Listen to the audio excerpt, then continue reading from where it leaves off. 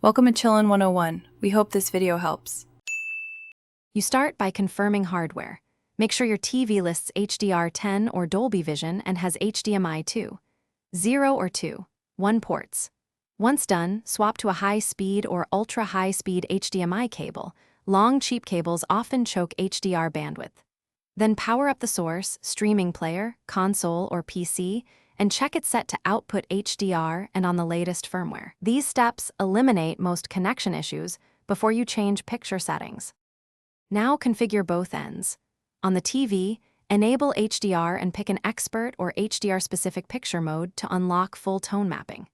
Next, go into the TV's HDMI port options and enable deep color or enhanced format for that input, because HDR needs full bandwidth.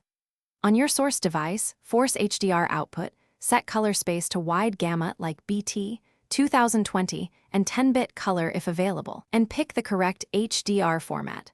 Also check any automatic tone mapping options and leave them consistent. Finish by testing with known HDR content or a test pattern to verify peak brightness, color volume, and shadow detail. Once you see HDR metadata applied, tweak tone mapping, backlight, and contrast to prevent clipped highlights while preserving shadow detail. Make sure any game mode or dynamic tone mapping settings on both devices are aligned. If colors flicker or HDR won't stick, try another HDMI port or cable. Update TV and source firmware.